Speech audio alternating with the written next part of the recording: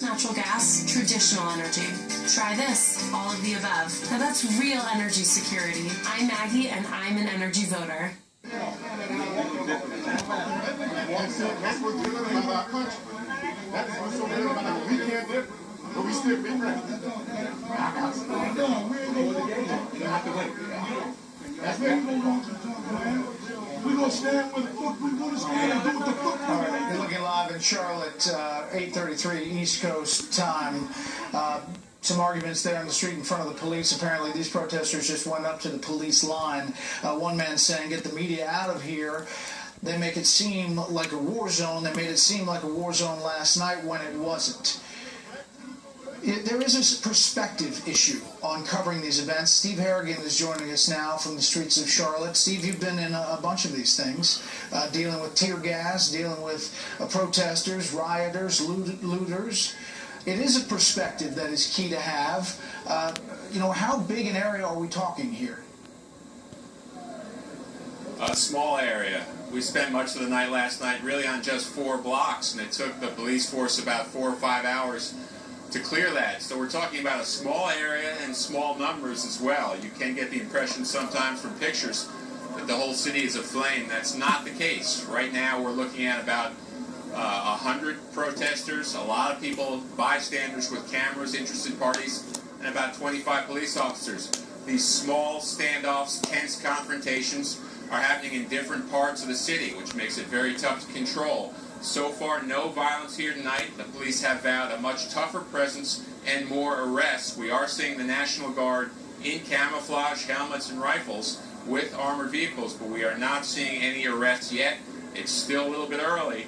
The numbers so far not high. I'd say overall 200 or 300 protesters in scattered points across the city, Brett. All right, Steve, but weigh in on this guy's complaint that the media, by shining a light on this and putting our live cameras there, and we are covering this live right now, is stirring up some of the people who show up. And they sometimes come from out of state, and they're looking to make a point, a stand. And then it gets violent later in the night when it just turns that way. I mean, your thoughts about that? I think some people who play to the camera, and when you put camera on some people, it does make them do things they ordinarily wouldn't do. But if you see, everyone has a camera up, everyone has their iPhone up, everyone is rolling on every movement of every police officer. And part of the problem is people have been posting stuff sometimes online that's false, and it has citing problems as well. So there's guilt to go all around in the way this has been covered. But one thing that really has changed, and that is people are posting directly and viewing directly without really there's a whole new way to reach other people. Some people would say less accurately and more dangerously and recklessly. We've seen posts from a woman who alleged to be the daughter of the man killed, making a lot of claims that so far have not panned out to be true. So it's changing things when people become the journalists and people post directly, and there's not a lot of checks and balances in place. There's not a lot of filters or editing going on. Yeah, that's exactly right. Social media has changed our entire perception of things. Mike Tobin, if you're still with me, you mentioned the uncertainty about the man who now has died for being shot in the head last night, and trying to figure out how exactly that happened.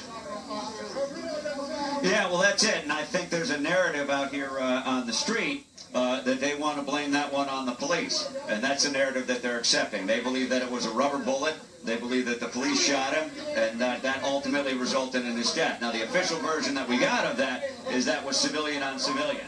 And we haven't got a lot of clarity as far as what kind of round was fired and what brought it about, or whether there's a suspect that police are zeroing in on or in custody. We just don't have a lot of information to that effect, Brett. Two of our best on the streets covering this live situation in Charlotte. Stand by if you will. We'll also bring in Juan Williams and other guests as our continuing coverage of the situation in Charlotte rolls on here on Fox News Channel in just a moment.